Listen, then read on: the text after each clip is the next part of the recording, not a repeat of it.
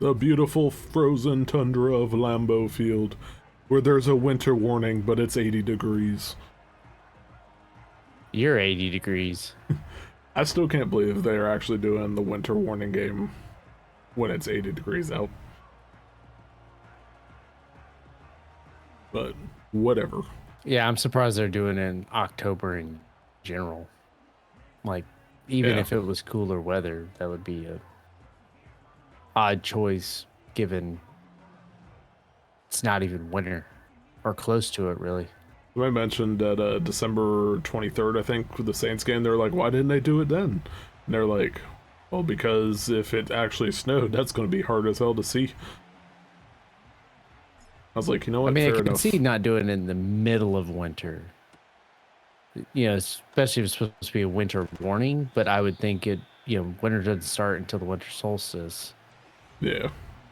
Which is at the end of December, so it makes sense to have the winter warning in like end of November, whatever our last home game is there.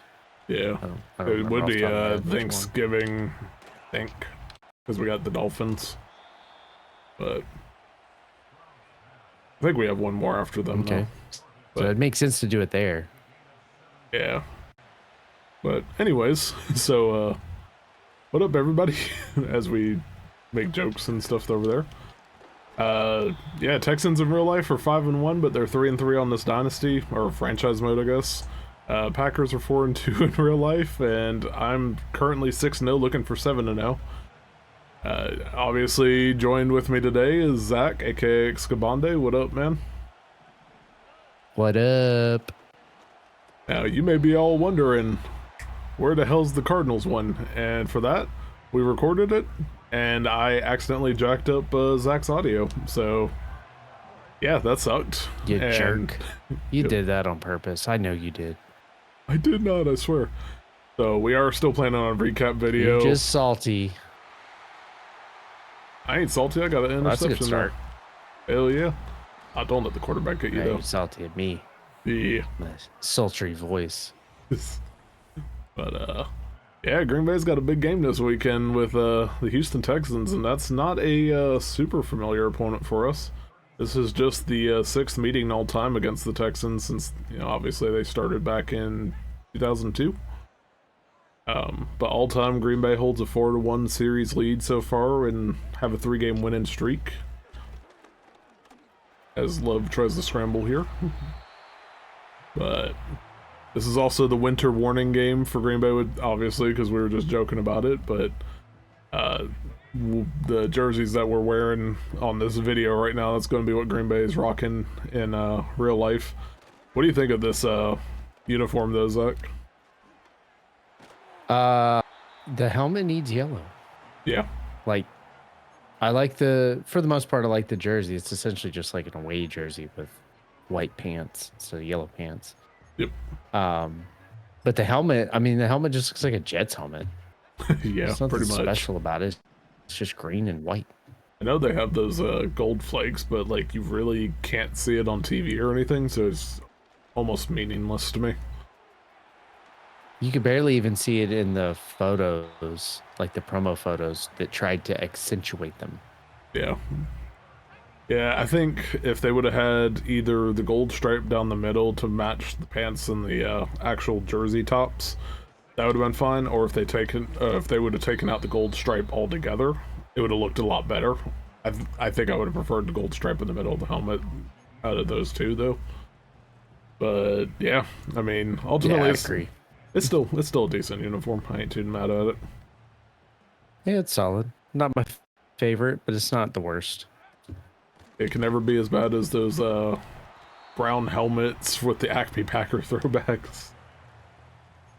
Those were rough. I know they were trying to do the whole leather helmet with the shell cap and all that, but wasn't a big fan of those. Yeah, I liked it, and I got why they did it, but it was a unique choice for sure. But yeah, so going into the preview of the game, at least for this one, Josh Jacobs receiving touchdown. If only he could do that in real life. still can't believe he doesn't have one in his entire career. For real though, it's absolutely insane. One. But yeah, injury front. Aaron Jones had one in game 1 last year. Yeah, and then he pulled his hamstring, and that sucked. But yeah, so going on that injury route, Packers are going to be without Wyatt and still with the ankle injury. Wicks he's been limited in practice all week with the shoulder injury, but it sounds like he's going to be trending toward playing. And then Colby Wooden with a knee injury. He's the only other kind of questionable player on the Packers injury report, but he's practiced the last 2 days in limited fashion also. So relatively healthy, which is unusual for Green Bay over the last few years. But on Houston, well, we do have a new staff, so hopefully it's meaning something. Hopefully, but yeah, Houston on the other hand, they have a problem because they are banged up. Nico Collins, the leading receiver right now by yardage in the NFL, he's now out on IR. You have Robert Woods over there that's also out this week with a foot injury. Defense is where they're really getting hit up. I think it's Kamari Lassiter, if I have his name pronounced correctly. He's going to be out. I think he's had like a fracture or something like that from what I remember. They're starting safety. Jimmy Ward's going to be out with a groin injury. Mario Edwards is out now with a suspension because he violated the league substance abuse policy. And then Henry Toa, if I got that right, he's out with a concussion.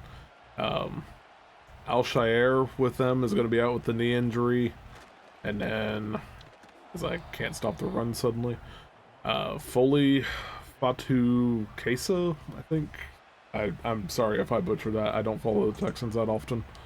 I know he used to be a Jet back in the day and everything, but I don't follow the Jets either. But he's questionable, although he practiced in limited fashion on Friday, so that's I know he's supposed to be a big return for the Texans, but yeah, so with all that said, Green Bay going into this one, Acme Packing Company actually had a pretty good case, which is kind of where I was going to go with it anyways, but Green Bay should just kind of run the ball on Sunday, but they were kind of going through all the injuries that we just said for Houston. Damn, I would have got that ball. But yeah, basically the injuries at linebacker, especially for Houston. They're losing, 2 starters, and their replacements are going to be Hewitt and Hansen. And combined between the two of them this year, they have 42 snaps at linebacker. And then over the last 3 seasons total, Hewitt's only got 66 snaps at all, even though he used to be a starter earlier in his career before he became more special teams focused. And then Hansen's at like 54 snaps total for the last 2 seasons on defense. So these are guys that haven't really seen too much action on defense. And then on top of that too, the defensive line injuries and everything. That's going to be a big thing. And then hopefully, if Green Bay's able to run the ball, that's going to open up play action quite a bit. So what are your thoughts on the offensive side of it for Sunday, Zach? I think we just need to keep doing what we've been doing. Establish the run, even though it's been a little sketchy here and there. But, we're a top rushing offense in the league. What were we ranked, what? I think we're second right now in yardage and like top 5-ish in yards per carry, if I remember right. Yeah, we're second in rushing yardage and third in rushing attempts and 6th in yards per attempt. That's right. So, attempt to establish a run, especially since they're going to be missing a lot of day 1 starters on defense. And then, let Jordan Love cook. Even in his bad games, the first half against the Rams and then the Vikings game wasn't great. The Eagles game was, so-so. Even when you take out those kind of early starts of the season, since he missed weeks 2 and 3, He's really been balling the last 6 quarters or so. Yeah. Like a lot Now of the it's rust just is kind of gone. Yeah, I was gonna say a lot of it just feels like now that the rust is free, especially after he lit up Arizona and back half getting 2 touchdowns against the Rams. Yes, I feel I feel think better. he would have been even better against the Vikings had he played weeks 2 and 3. Yeah, Missing those 2 weeks really hurt him. Yeah, definitely. Something I didn't realize with Houston until we were kind of looking into them for the preview on this one. I didn't realize exactly how much nickel they ran. Like, I knew they ran a decent amount, but basically they don't care if you have, 2 receivers, 3 receivers, what. They're not really swapping out for that. They run nickel like 90% of their snaps, which also helps kind of support the run game approach there. But according to some of the stats between that and the CBS preview this week, because that's the main 2 I was looking at, it was like, obviously Green Bay, we were just talking about their top 5 in rushing yards and, everything. Josh Jacobs is he has the 6th most missed tackles on people this year per the NFL Pro Insights. And that kind of goes with the opposite. Houston has missed a little over 29% of their tackle attempts when defending the run, which is the 2nd worst in the league. So this has a chance for Josh Jacobs to just absolutely kind of go off, and not only Jacobs, but Emmanuel Wilson's been popping off too, and I kind of expect them to still have a little bit of a split carry right now. But if you can get that run game going and make Houston try to defend the run a little bit more, then it sets up a good shot for the play action, which kind of going from the same resources there. We knew Jordan Love was good on the play action. His actual stats so far apparently are 20 of 34 for 341 and 4 touchdowns off of play action already, which has a 2nd best, passer rating at like 132.1. But Houston's also been pretty bad against the play action as well. They are, as I try to take a deep shot here. Let's go, Dubs. But Houston's given up 5 touchdowns off of play action, and they have a 126.4 passer rating against them on play action. So this seems like it's one of those where, if it feels like to me, Green Bay, I'm having a hard time not seeing them break 28 points scored, which is a pretty good amount for us. I think the bigger challenge is going to come on that defensive side.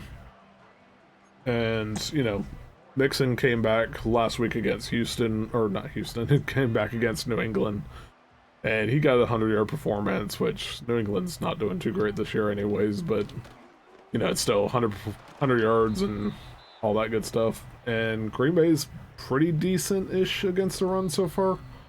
I think we're like 11th fewest rushing yards allowed so far this season. I don't know if you kind of agree with this, but I feel like, Houston's probably going to get somewhere around 125 to 150 yards on the ground against us this week, which is what I'm a little bit worried about. But also, too, just the lack of pass rush that Green Bay has had this year has been absolutely crazy. Yeah, it's like the Hafley's scheme has been working, especially against running quarterbacks, who he's massively limited so far into the season compared to pretty much the last 10 years, 15 years of Packers defensive play. Turnovers are way up.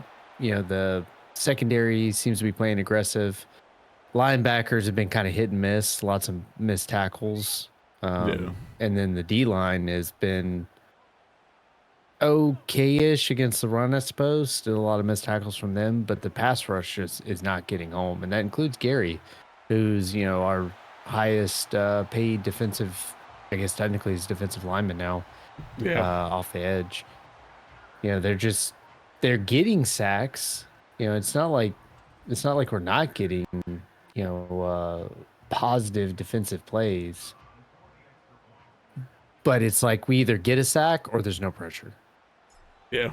Even against the Rams, it was like we were talking about that for the the recap before the video edit jack up, but they got 3 sacks against the Rams, and it still was like absolutely no pressure almost all game.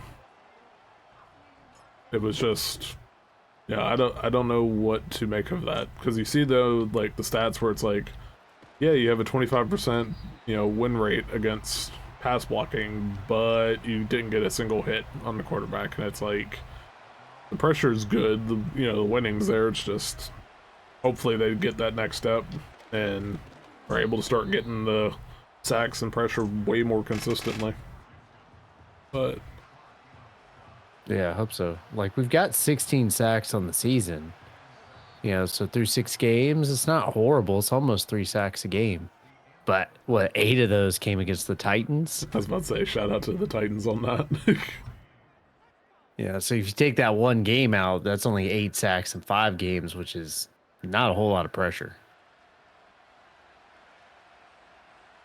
I still like thinking back on that Titans game. I was like, damn, we have a great defense line, and then bam, nothing. Yeah, it turns out Titans' offensive line's just ass. Yeah, now they got Mason Rudolph starting at quarterback because Levis is hurt and stuff, so that's crazy. Yeah, I saw that. But yeah, also, it should be something to mention too, but Stephon Diggs is on the opposite side, and that man seems like he always gets at least a couple touchdowns. No, they took out my Josh Jacobs. Damn it. Alright, E. This will be your time when I actually put a running back on the field. No running backs, only passes. Hey, you know what? We'll see how it goes.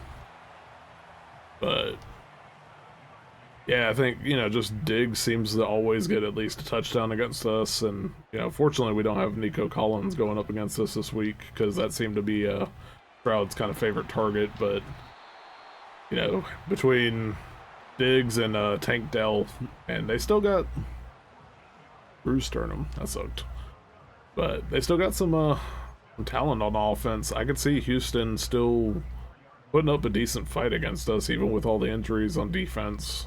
I think my big thing there is that I feel like we're gonna get at least 1 or 2 turnovers against Houston to kind of salvage it. So I've kind of been on a like 31-21 type of prediction for this game. I think that's probably a little bit low on Houston though, so I'm going to probably go 31-24 officially. But what are your thoughts on it? When our offense has been playing pretty well, we've consistently gotten in the high 20s. I mean, even against the Eagles and the Vikings, we ended up at what, I think it was 29 in both games. Yeah. I don't think that it's a bad estimate to think that we'll get 31. I'm going to say 28, be just ever so slightly more conservative. The Texans, I think, are going to stay in this game no matter what. I don't expect us to really ever comfortably lead. And hopefully are never comfortably behind. Yeah. So I kind of agree with you on their score, so I'm going to go 28-24. Packers. Oh, pack gold, don't you know? I look at it like this. If Minnesota can blow out Houston, we can too. But I mean, yeah. Who says we can't? We'll see. Yeah, I mean, I would love to see it. I would say they play in a weak division, but we're playing against their division, so. And we beat 2 of their teams without our starting quarterback, so. Yeah, so, we've also been trying to do this damn. That? I don't even know. We've also been trying to do this damn NFL recap for a couple weeks, and it seems like whenever we had something planned, it was, Hurricane Helene first that was passing by? We had to be careful because the office was closing and all that stuff, and then work got crazy, and it's... Yeah, that kind of threw off our schedule, and then we had our own hurricane, and I think in between there was something that happened at work that delayed your ability to work on the videos. Bro, work has been absolutely insane. I know it's my busy time of year, and it's always insane, but, like, it's been insane. Like, it sucks. Have you tried being less busy? I tried. I took on a management role just so I didn't have to do these damn things, and yeah. Have you tried harder? Yeah, honestly though, like, I got through most of my major workloads, now it's supervising everybody else's, so that's kind of nice. I think I'm finally through, like, the thick of the worst of my stuff. So, that part, hopefully, they will stay calmer as we get throughout the year. But, yeah, so we'll kind of do, what the plan is for this is we're trying to do another Madden video each week, where it kind of focuses more on the NFL around the league, you know, so, like, we might focus a little bit more on the NFC North rivals, plus just other games that are interesting to us at that point. But to start it off, we were going to do kind of a quick recap of the league as a whole, and just give general quick thoughts about each division, or, you know, teams, whatever we kind of, I guess, wanted to discuss, so... You want to start with the AFC or the NFC first? Let's start with the NFC so we can start with our own division. Alright. So let's go ahead and start with the division, the only one that has every team with a winning record so far. I know that's been a kind of a shock with Minnesota actually being undefeated with the Darnold at quarterback and, you know, everything else, but... You think they're going to collapse by the end, or do you think they're actually going to make a playoff run this time? You know, they have a solid team and their defense is solid. Darnold is really the question mark at this point on whether he's going to keep, you know, at least being consistent, or if he's going to regress like he has at every other team he's played for. I think that they're going to regress some. Yeah, I don't want to sound like sour grapes because, you know, we're the Packers, you know, fans and they're the Vikings, but it feels like watching what I've seen of their games week to week, they get so incredibly lucky. Like if luck was a harnessable stat, they would be like in the top 3 in the league. Which is unusual for Vikings. And I know that they say that good teams generate their own luck, but some of it's just like they face a good team and the team shoots themselves in the foot. And it's not like a great, you know, Vikings defensive play or offensive play. It's like a fluke play that just happens to go in their favor. And they seem to get a couple of those every week. Like the 97-yard touchdown pass. I mean, those are super rare, and it was against one of the best defenses in the league. It made no sense. Even in the game against us, you know, they had the one interception that hit 2 of our receivers' hands before they got to it. And then, you know, the other interception, it was a great play. Most of the time, that's going to end up being an incomplete pass, but the defender was able to hold on to it, you know, against the, you know, normal expectation. So I think they'll regress, but I still think that they're a good team. And I would say that they were in control of the division if not for the fact that the worst teams by record are us and the Bears at 4-2. Yeah. So even with the, you know, I guess technically was that a game and a half lead on us since they're 5-0. It's still super tight. Bruh. What do you expect? I had Narvis in that This kicker. is why he got cut. This is your fault. All right, damn. Yeah, I kind of agree with Minnesota.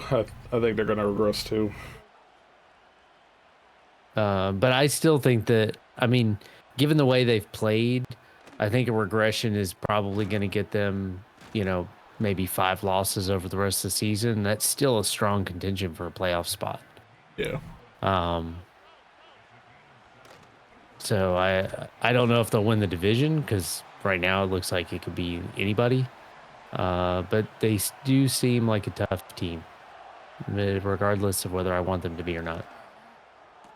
Yeah, I think they'll regress some just with Darnold at quarterback, but I think they'll make the playoffs at this point. Their defense is really good, and you know it's given a lot of teams trouble outside of us during the second half apparently. So it just seems like they always lose that one random game to the Bears no matter what, and Detroit will be a good test for them this week. That'll kind of give us a better indicator of where that division's going to end up, I think. If they come out and smack Detroit, yeah, I think I'll give them more. I think so far of the teams the Vikings have played, the Detroit will be the most complete team. So I agree. I think that's going to be a good test for both of them, really. Yeah. All right, so kind of a quick fire because we're down already to a minute and a half left in this game. NFC also, East, the Bears have a 4-2 record. Can't totally leave them out before we move on. I'm going to leave them out. They are nipping at the heels. Anyway. But NFC East. What was that? I don't even know about one. Washington surprise at 4-2 right now. Aiden Daniels, damn it. For real. That sucks. Ouch. Yeah. But pretty good for Washington, man. I think it's Josh Harris is their guy that took over in 2023 or 22 from Mr. Snyder over there.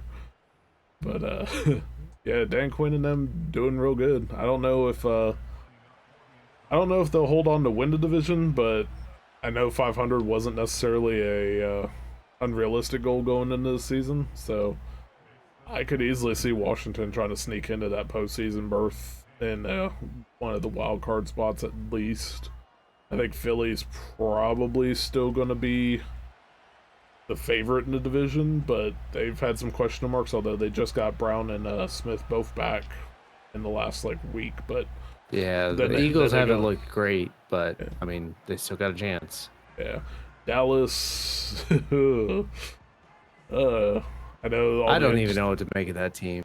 They've had some good wins and some disastrous losses. Yeah, I don't know what the hell to make of that loss to Detroit. Mean, they're 3-3 with a minus 42 point differential. Yeah, and then Giants. They've been actually surprisingly decent on defense. I don't think they're gonna make it this year, but they definitely got some pieces now that they could start making a run in a couple seasons. So. They just have no offense. Yeah, Daniel Jones' ass, man. Holy shit. My old physical therapist last year, he used to complain about him all the damn time. And that's all I could... that's the voice that's in my head for Giants fans is just, we're one quarterback away. We're one quarterback away. But even when I go online and stuff and see Giants fans posting, it's usually... everybody seems to be happy with the offensive linemen's improvements. They feel like they're solid at running back and receiver now. It's just quarterback. And yeah, if you don't have a great quarterback, you better have a defense that's like Iowa was last year in college football. But, okay, let's see. Got my first down. I could kneel it out, but that's boring as hell. So let's see if I can do this. Moving on to the South, it seems like it's going to be a 2-horse race between Atlanta and Tampa. I know yeah. Kirk Cousins is adapting to Atlanta pretty well, apparently. You have that. You had... Yeah, I mean, they didn't look very good the first couple of weeks of the season, but they've really played a lot better football the last 3 weeks or so. Yeah. I figured their defense was they were good last year. It was just, you have Desmond Riddler at quarterback. How good is your team really going to have for a record? But, bruh. Yeah, it is what it is. Still got the dub. But, yeah, I mean, they're second place in the conference right now in Atlanta, so top 5 in passing yards. Their run game's pretty good. It seems like some good times in the ATL, and then they just got awarded the 2028 Super Bowl, so the city did. Obviously, the Falcons, yeah. But yeah, you can't award a team a Super Bowl. Yeah, and then Baker's been fun to watch in Tampa. Unless you're the Chiefs. Yeah. Yeah, he's played very well this year so far, better than I was anticipating. I mean, there's a fairly weak division, and the Saints are who we thought they were, but Mayfield has played above what I expected him to do, and I expect him to be solid. So, he's really turned it on there. Not to cut you off, that was my only damn incompletion of the entire game, was that pick at the end. Damn it. You just had to try to run up the score when you didn't need to. Look what you did. Real though.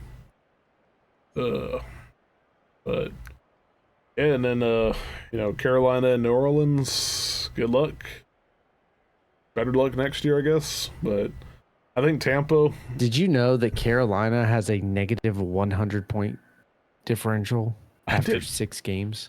I didn't until we were starting to research for this, and I was like, oh my god. I knew it was bad. I didn't realize it was that bad until I saw it. But Tampa, I think, is going to be interesting. They've only scored 103. It's not good. Ooh. And I will say this to wrap up the South. And they have a win.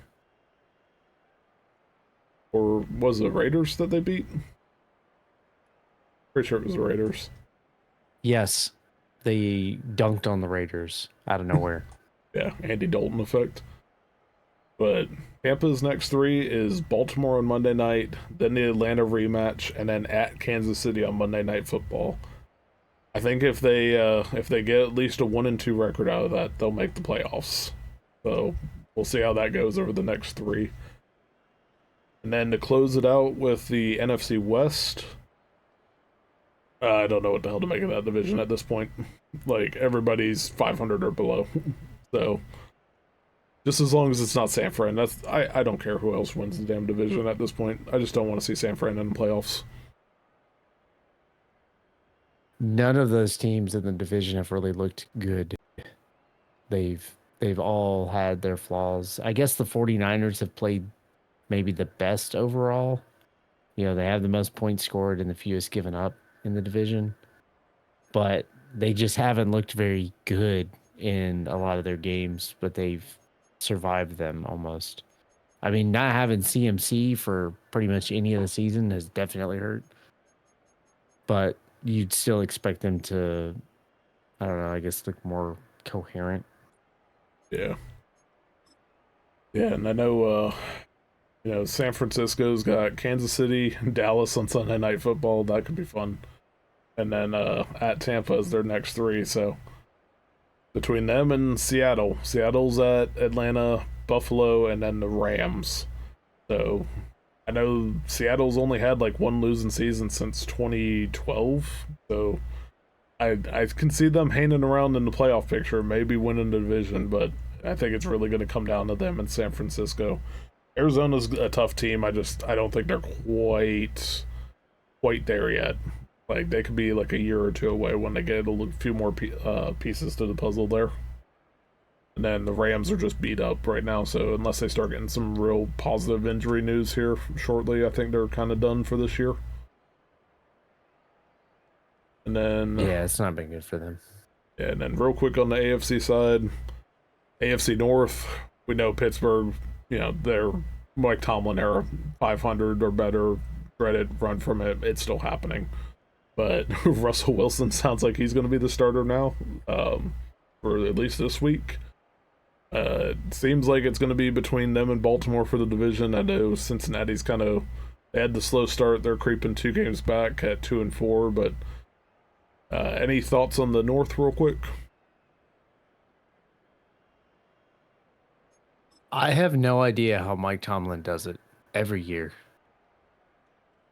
That's my thought. I don't get it. They're 4-2 with Justin Fields at quarterback, who hasn't played particularly great. I'm not sure that Russell Wilson will play better, although he does have better arm talent. But he obviously didn't look super great with the Broncos.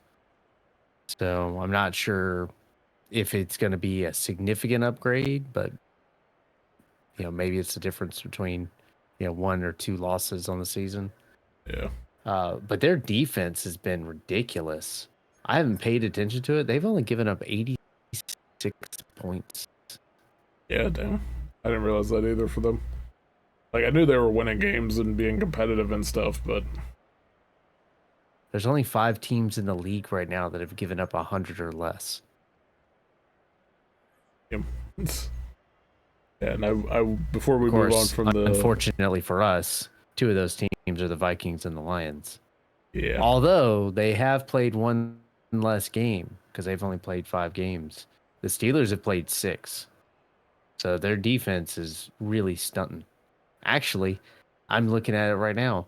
None of the teams that have given up fewer than 100 points have played 6 games except for the Steelers. The other 4 teams that have given up under 100 points have only played 5 games. And of those teams, I think maybe the Vikings and the Chargers are on a pace low enough to stay under 100 if they hit their average in the next matchup. The other 2, the Chiefs and the Lions, would definitely be over 100 because they're giving up like 17 points a game. Yeah.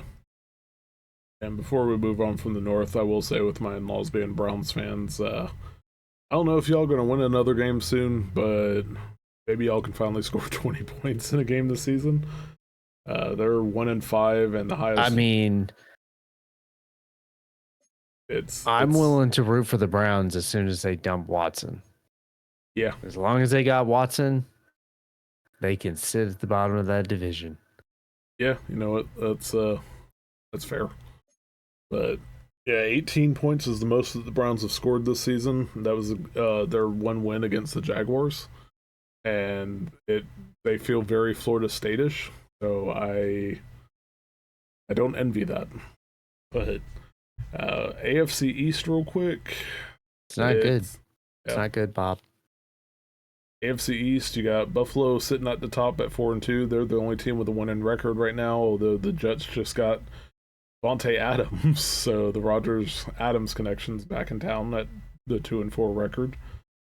Miami's 2-3, and it sounds like Tua is going to be back here shortly. But I think New England's probably cooked. They're 1-5. That man needs to retire.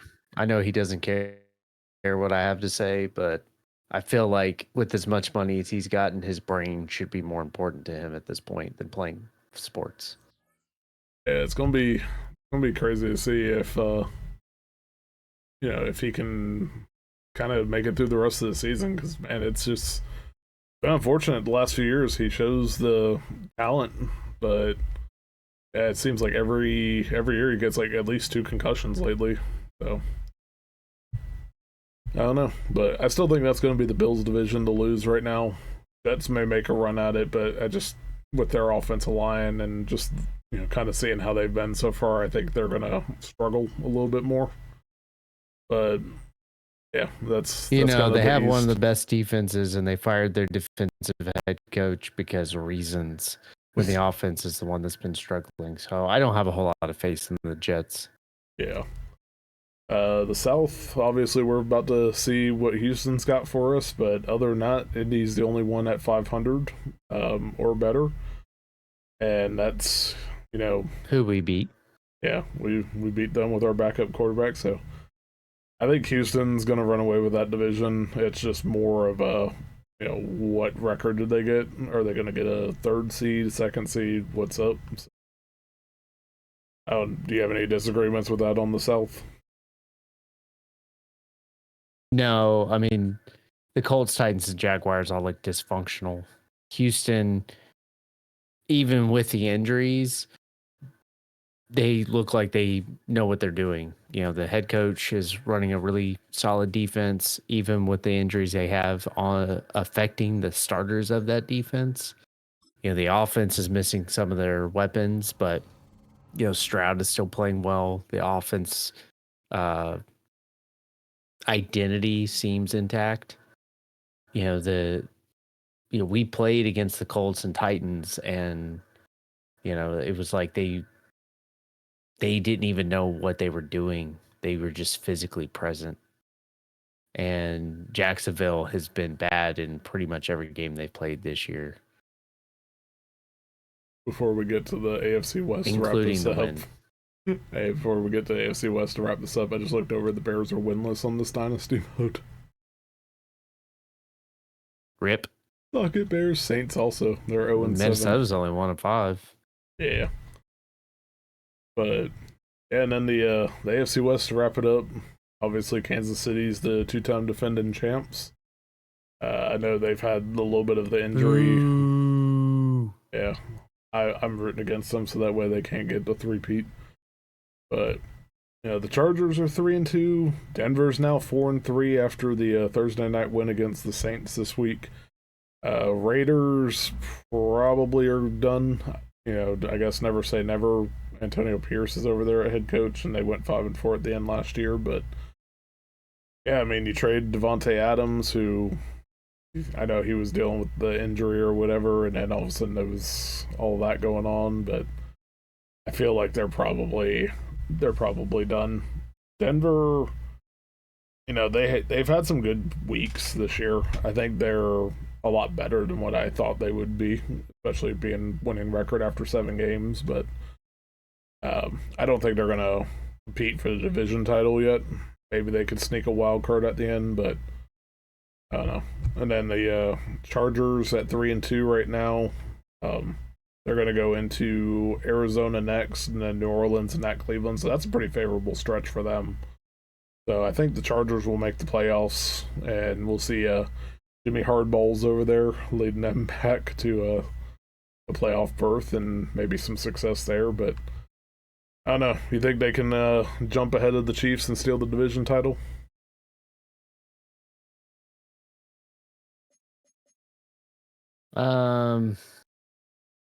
I mean, maybe. It's hard to bet against the team that is, dominated that conference for the last 6 years. I'm not saying they don't have a chance. I mean, especially early in the season, anything can happen. I'm not wishing it, but Patrick Mahomes gets a season-ending injury, and that's all things are topsy-turvy. Yeah. Then again, Andy Reid's a good coach, and they may be able to will a bunch of wins out with their backup quarterback situation. Yeah. You never know. But I mean, right now, I would say no. They're not going to be able to. Yeah, I think Kansas City right now with their defense, I think they've given up a max of 17 points the last 3 weeks between Atlanta, the Chargers, and the Saints already. So, I don't think anybody's going to catch the Chiefs in the West. The thing is more who's going to take them out of the conference this year. So we'll see if Houston can recover from the injuries and stuff. Maybe it's them. Buffalo, maybe, but I still don't believe it. They haven't done it so far. Yeah, no. They've had opportunities and couldn't do it. Yeah, maybe Baltimore does it with Lamar Jackson over there, and who knows? I think I called Cincinnati before the season, and if they can catch fire and make the playoffs, I guess, but not feeling as confident about that anymore right now, to be honest. So yeah, it's not looking so hot right now. Yeah, they do have the Browns, the Eagles, and the Raiders next. So if Eagles are going to be probably their toughest matchup, but if they can win that one, I think they'll win all 3, and then they'll be back to above 500 at least. So yeah, they got a shot. It's hard to overcome that poor of a start. But all right, so I think we've hit up every division for now. So at least there's that. And then anything that you want to add on to it before we wrap up? No, I've said my piece. Yeah. So yeah, this game next video is going to be pretty interesting. It looks like the Jaguars are 6-1 randomly on this dynasty mode. So I keep saying dynasty mode because I think that's what it actually was called in past games, but it's franchise mode. But I think it's always been franchise mode for Madden. It might have been. I sat without Madden forever, so I might be thinking of college football. I think Dynasty mode was always college football stuff. Yeah, either way, same crap, different game. Yeah, same concept. Yep, but all right. Well, hopefully Green Bay gets a win, and we'll talk about that later on. If I don't jack up audio, you'll have the recording of the recaps of the Rams and Cardinals game just prior to this one. They're both going to be out on Sunday morning. In the meantime, NASCAR Heat's also going to come out on Sunday, so busy ass Sunday. And there's a Fortnite video from Friday, so feel free to catch that too. And follow on socials for any updates and just general stuff. And outside of that, go Pack, go. Baby, it's you and I